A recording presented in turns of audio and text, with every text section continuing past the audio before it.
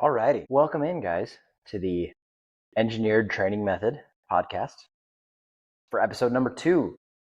We are calling this one, I believe, movement economy and movement efficiency. So let's talk about it. I feel like a lot of people think that movement economy and movement efficiency are the exact same thing. And step 1, that's not true. And step 2, they are both very, very important to your ability to compete in CrossFit. So to break it down a little bit, let's start with movement economy. Movement economy is your ability to move relative to perfection, okay? So the example that I like to use, because it's an easy kind of like crossover to what we do already in CrossFit in Olympic weightlifting and then obviously like Olympic gymnasts. So in theory, Olympic weightlifters and Olympic gymnasts move pretty close to perfectly. I guess like in routines, there's always like the 9.98 or something like that, where they're missing 100th of a point or something like that in gymnastics. And obviously, like we're not lifting all of the weight in the world as Olympic weightlifters yet, so maybe it's not exactly 100% of what the human is capable of, but the goal of movement economy, or talking about movement economy, is relating your own movement to perfection, or to as close to perfection as we can relatively assume. So what I'm trying to get at there is your movement economy fully depends on how good or what your form looks like, how good it looks, what is going on during it, if there's any correction to be made. We can technically like assign scores to that, in which if we're going to give Lu Xiaojun, for example, the owner of the Lu shoes that were sponsored at the games, or that were a sponsor at the games last year, his movement in the snatch is perfect. So on a scale of 0 to 100 based on movement economy, his snatch would be 99.9 to 100. Then in theory, like what would your snatch be compared to his? And I'm sure that we could come up with some sort of formula, or that would like put relative values to like how close you keep the bar, and efficient force production, bar speed, your speed underneath the bar, how high you can pull the bar. Obviously this would have to be at some set of standard weight, but what I'm trying to get at with movement economy is, what does your snatch look like compared to the best in the world? And the same can be said with a ring muscle up. If we're looking at male Olympic gymnasts, they do a ring muscle up to get on top of the rings. So we're in theory saying that ring muscle up is 100% of movement economy. It is perfect. It is as close to perfection as possible. So what is your ring muscle up on a scale of 0 to 100? So from 0 to not being able to do one, to 100 being that Olympic gymnast level of ring muscle up. Movement economy then is obviously like the relationship of your form to being able to complete the movement. Some of us are very strong. We can complete the movement when it looks very ugly. That's okay, but your movement economy score in that case would be very low, because it's not a very pretty lift as compared, or a pretty rep as compared to what the Olympic gymnast is doing, okay? Same thing with a snatch. Some of us are very strong. We can obviously muscle a lot of weight over our head, but our movement economy score would be very low, okay?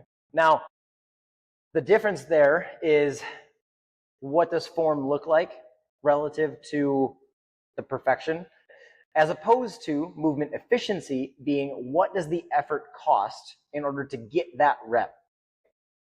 So once again, like if we're looking at some sort of mathematical scale of, if you have to give 100% effort in order to complete a 185 snatch, male or female, then that's your like top end at movement efficiency. So like we obviously like cannot move above that, whether it be 186 or 190 or anything above that, right?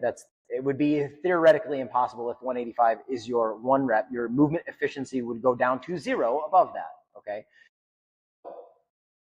That would mean then that in like relationship, like how much effort does that cost you to get that rep at 185? It would be 100%. So then at 180, would that be 97% effort? Would that be 90% effort? Would that be 85% effort? We can't say exactly the same thing as like a percentage wise, because a lot of us have experienced a heavy lift at 90% and quite an easy lift at 90%. So movement efficiency is dependent on your effort. What does that one single rep cost you in effort? Now, like I said, both of these things, movement economy and movement efficiency, are very, very important in CrossFit, especially competitive CrossFit. We can, in theory, if we're looking at a ring muscle up test, we can assume that somebody who has better movement economy is most likely going to outperform someone who doesn't, right? Once again, in a similar vein, the relationship then of economy and efficiency is somebody who has better movement efficiency is most likely going to outperform someone who doesn't, right? Because for economy, what we're looking at is like making that movement look as perfect as we possibly can. That would then assume that our form is good and our efficiency is low, or our efficiency is high, meaning that it's a low cost per rep if our economy is good. There can be some situations, though, where both of them would intersect at a point of the rep still looks good and our efficiency is at 100%. We would assume that an Olympic weightlifter is something like that. Their rep looks good on stage at 100% of whatever their snatch or clean and jerk max is, right? But it's obviously still 100%. If they miss a rep or if they miss it slightly too far forward, their efficiency then it goes down because it's too heavy in that case. So what I'm trying to get at here is the relationship of form to effort and why we want to work on both. So we can start by talking about kind of like why we strength train and why we strength train specifically within the Olympic weightlifting movements. Because there is a higher barrier to entry within the Olympic weightlifting movements than maybe, say, the powerlifting movements of back squat, bench press, and deadlift. Lower barrier to entry to those three, they don't take as much form into account. So they don't take as much, in theory, economy into account to be able to accomplish a heavy lift within those lifts, as opposed to the economy that is required to hit a 1 rep max snatch or a certain set of clean and jerks. But this is why we strength train. Okay, we need to be able to move heavy loads with good form in order to, holy moly, my phone is blowing up.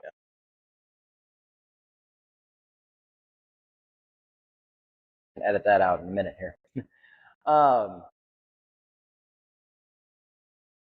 We're taking less economy to then lift a heavy back squat, a heavy deadlift, a heavy bench press, because there's just less form involved. There's less points of performance involved in order to accomplish those reps, as opposed to something like a snatch or a clean and jerk.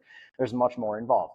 So when we're talking about movement economy, we want to practice that under low fatigue first.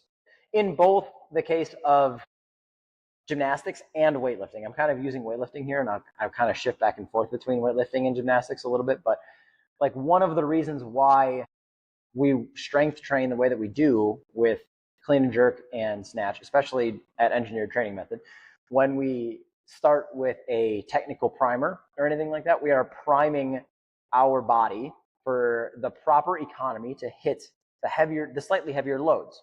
We're not always going to be maxing out, so that's a little bit different in the fact of if we have, for example, and maybe on the video I can put it in, we have a snatch primer of a snatch pull into a tall snatch into a SOTS press with a certain amount of reps at each for a couple of sets, at a few sets possibly, at an empty barbell or a light weight. What I'm trying to get accomplished there is your body used to the economy that it's going to take to snatch, because there's obviously lots of different factors within that, in that we could bounce the bar too far away, we might not keep our knees out on the squat, we could hit our knees on the way up in the pull, we could not have a good lockout position with our elbows, we might struggle with our tension in our upper back. There's millions of different little nuances within the snatch that require patience and practice to be ordered to put into place. Hence why we're working on our economy under low fatigue. So one of the first things, if not the first thing that I would program for the day, is some sort of either clean and jerk technique or snatch technique.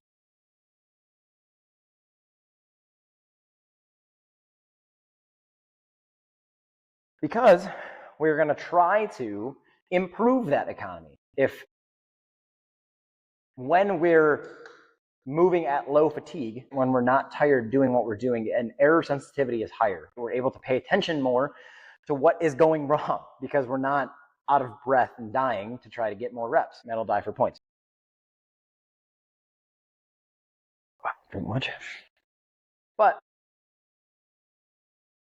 the major point of that, like I'm saying, is to improve our economy within the snatch, to improve our form.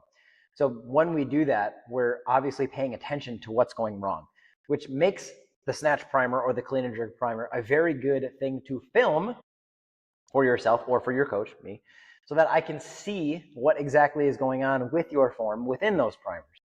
Now, I can't correct it most likely, or I can't correct it most likely before you go into your working sets that are most likely programmed immediately after that.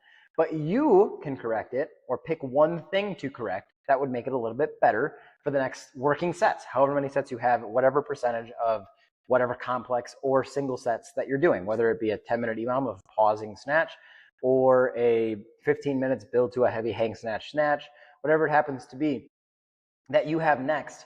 The primer warms the body up for that movement pattern and to try to get more or better economy out of that. We're trying to get our form closer to the perfection of 100% economy.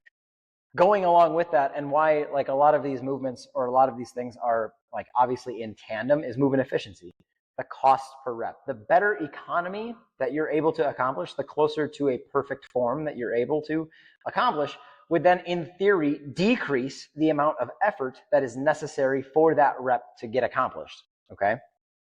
Hence why it's very important to work positioning within our Olympic lifts and within our gymnastics, and we'll get to that more here in a second, of each individual movement, because when we practice our positioning, we are improving the economy, improving the form, and therefore lowering the cost by our gains of each rep thereafter. So movement efficiency being the end all be all kind of in CrossFit, because if we want to look at it that way, like the more efficient mover is doing less work per movement in theory. Obviously, there's probably very minuscule differences in a lot of different cases. But like if one person is maybe banging their snatch slightly out in front of them more often, whereas one person has a very nice pull and straight over their head and catches it with perfectly straight elbows into a lockout and is able to use their legs to then stand up the squat, whatever it happens to be, they're most likely spending less energy in their pull than the other person is with the less efficient pull. So then if you've got, I don't know, say a deadlift, or you've got a lunge after that, right?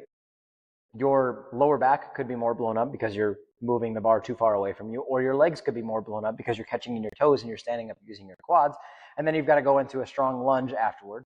Or you're pulling too far away from the body, which means you're not engaging your lats, and then you've got to go into pull-ups afterward, which are blowing up your lats, which is only going to make the pulling away and not using your lats more prevalent on the next round.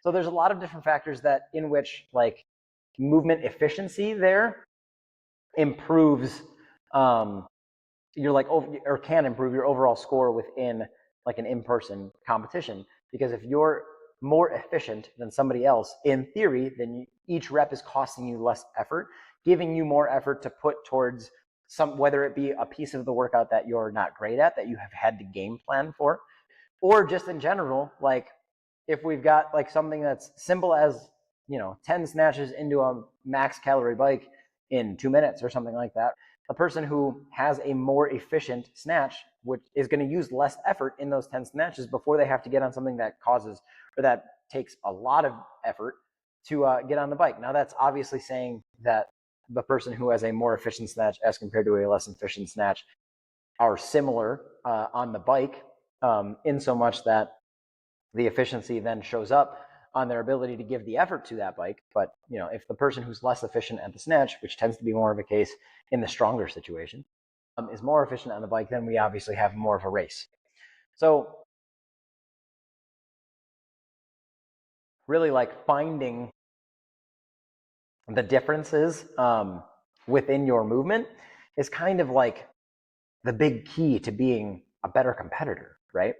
If not only like are we then game planning based on movements that you might not have all of the you know, all of the wherewithal to achieve within the in-person stage. We're game planning for that, but then the movements that we're not, we're getting more and more efficient at it, and they're costing us less and less effort over time because we're improving our economy. Now, so like I said, back to maybe something as like the bring muscle ups. So if you guys have been following along with the series of videos that I've been putting on Instagram, and hopefully the video that will be coming out on YouTube here soon, ring muscle ups under fatigue have been kind of a staple in the CrossFit competitive space for a hot minute here. We're looking at 15% of all quarterfinal workouts have had ring muscle ups in them, and 15% of all semifinal workouts have had ring muscle ups in them. So they're obviously a super big part of competitive CrossFit, in so much that, once again, improving our economy and efficiency within that movement will then make it better.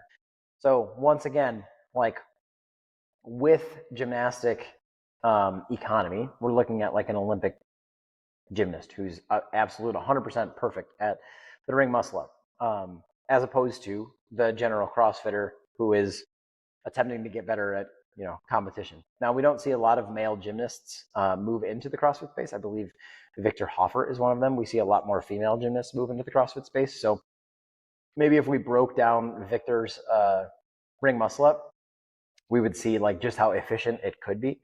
But we don't have a lot on the male side that actually accomplishes that. And then on top of that, female gymnasts don't use the rings. So especially at the Olympics, the rings are not included in their gymnastics routine or in the all around.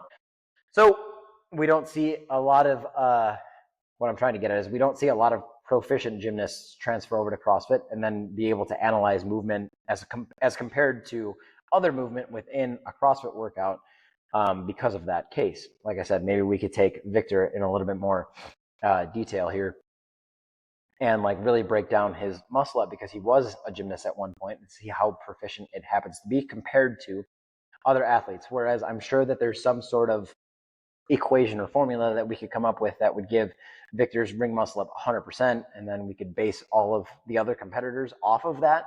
But we'd have to find the standard, obviously, first in order to create the formula or list of inefficiencies that would then attribute to the economy score. So with all of that being said, we want to work on movement economy with a muscle up, not under fatigue, very similar to the snatch. So like, that's kind of why I related this. All of us have done some sort of snatch warm-up, snatch primer, clean and jerk warm-up, clean and jerk primer before we get into our heavier lifts. How often are you really doing drills and making sure that your ring muscle up form has been tested or looked at, or how do you even want to say that, before we go into a ring muscle up? Because if you're like my gym, and even myself, before I learned a whole bunch, you get your first ring muscle up, and then it's all of a sudden like, yes, I can do ring muscle ups. I'm going to do them every single chance that I get. And if there's a workout with them, I'm definitely doing it, no matter how long it takes. That's just not it. We can't do that. We have to be able to improve the economy within our muscle up. Before then, we can add fatigue to it if we want to be within a competitive range of time on whatever workout that we're doing. So if we take like semifinal Nate, that's 10 rounds of 4 ring muscle ups. I like to use syndicate workouts because I was at syndicate, but there are obviously other workouts that attributed or had ring muscle ups in them. There was NorCalSu, which looked awful, by the way. But NorCalSu had the 4 rounds of 7 ring muscle ups as with the combination of the thrusters. And that's kind of one of the ones that I've been talking about a whole bunch too as a combo. Once again, if you've been paying attention to the Instagram videos that I've been putting out, you probably noticed that I've been doing a lot around the ring muscle up for one, and then paired with thrusters, because that's a combo that we've been seeing at higher level events and / or just more often in general. So if we can improve our economy in the ring muscle up, that'll lower the raise our efficiency and lower the cost per rep. And if we can lower the cost per rep, then in theory, we're achieving more. One of the things that I mentioned in the YouTube video that'll be coming out soon is a good KPI for max unbroken ring muscle ups is 18% of your body weight. So for maybe it's not 18%, maybe it's 9% of your body weight. So for a 200-pound male, we're looking at 18 unbroken ring muscle ups. That's where I got confused, 9% and 18. And then if we're looking at a female, like generally a good score would be about 13 unbroken ring muscle ups. If we're not within that range, but we're trying to be competitive, then we need to assess where we're at within the ring muscle up and where our economy would be within that ring muscle up. Like I said, very difficult to achieve like an actual numerical score for it, but obviously if you're sending videos to a coach, they should be able to tell you what you need to work on and how. Now, for a lot of us, that starts with strength. Do we have the strength to actually pull ourselves up on top of the bar? Do we have the strength to pop our hips open enough to get up into the dip position on the rings, up on top of the bar? Rings or bar muscle ups, obviously, very similar. You still have to pop your hips.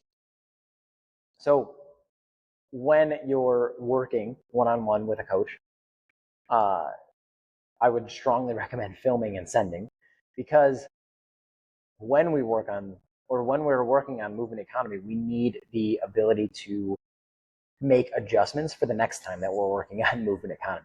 If we're doing drills like ice cream makers or the hip hop drill to the PVC pipe or even the hip hop drill on the ground, then it's a good idea to film that, to not only watch it yourself so that if there's something wrong that you know of that could go better for when you get to your ring muscle up workout, then you should fix that, right? You would want to fix that if you could see it, right?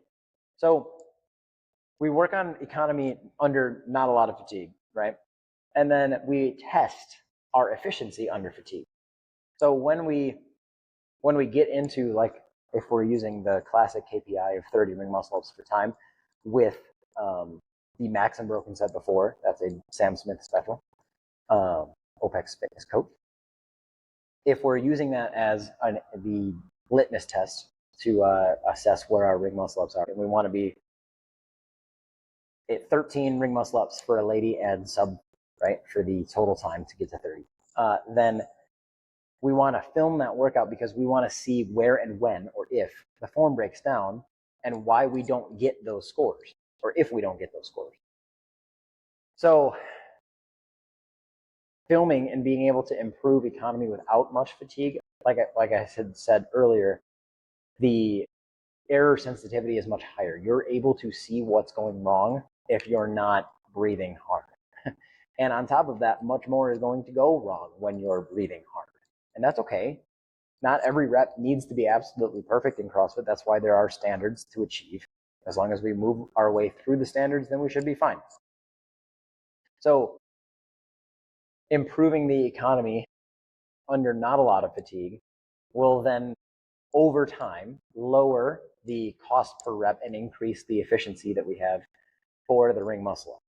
The greater the efficiency, meaning the lower cost per rep, the easier it would be then to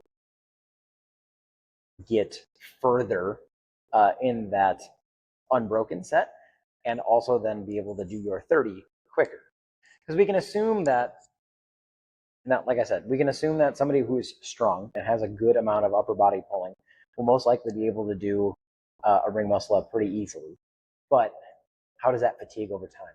What fatigues over time? Is it your grip? Is it your pull? Is it your lats? Is it your turnover? Is it your hips? Is it any of the numerous different things? Is it your kip? Is it what is going wrong over time that doesn't allow us to get to those competitive KPIs? Because key performance indicators. Because if we can narrow down what is really holding you back, whether that be strength or technique, because I think that there are two different, and that's kind of what I was going with movement efficiency and movement economy, in that if we're trying to improve economy, we're trying to improve form, meaning that we have the strength to be able to achieve the ring muscle up, but we might not have the perfect form. And then efficiency kind of has a lot of relation to like overall strength within the movement. If you are not a good puller, but you have really good economy in the ring muscle up, you still might be able to do 3 ring muscle ups unbroken, but that might be about it, because your muscles are going to fatigue to a point where you can no longer do them because you don't have the strength. So everything within gymnastics still starts with strength. And why I started with snatches here is because we don't often treat gymnastics like we would treat weightlifting. A lot of us have done a 5x5 back pull. When was the last time you did 5x5 ice cream makers? Or when was the last time you did 5x5 hips to ring swings, or hips to ring hip swings? Any of those sorts. Those are all pieces of the ring muscle up, or those are both pieces of the ring muscle up that need to be to a certain amount of efficiency in order for us to achieve the ring muscle up with consistency. We want to be able to we don't just want to be able to do one ring muscle up and then call it a day. Yes, that's great when we get our first one at the end of an open workout. I'm super proud of you. That's awesome. And that should happen for everyone. I wish that everybody had that feeling, because we have had that feeling. But the goal there is to not just ever do that one, because I know that as soon as you get that one, you're going to want more. And the only way to get more is to then assess whether it's a strength issue or a form issue, whether it's an efficiency issue or an economy issue. And that's the give and take that we have to play with the muscle up, or with any movement in reality, because breaking down form and improving economy will then therefore improve efficiency. The more efficient you become, the faster you can do it, the better that you will get at CrossFit, especially competitively. And if you're here listening to this podcast and watching this podcast, then that's probably what you want, is better competitive results. So maybe today, if you're somebody who has 5 ring muscle ups, maybe we go to the gym, and before we do our ring muscle up and thruster workout, maybe we try 4x3 ice cream makers into 4x3 hips to ring hip swings, into 2x10 hip hop on the ground drill for the ring muscle up. Or maybe we sub that one with 2x5 PVC drill hip hop swings on the rings. And hopefully coming up in the future here, I'll be linking a bit more of those videos to my YouTube channel, so that you guys can see kind of what I'm talking about when we're talking about these drills. If you don't know what they are off the top of your head, by all means, message me and I will send you a personal video of what they are, how I do them, and how I would integrate them into your training so that you can improve your ring muscle up.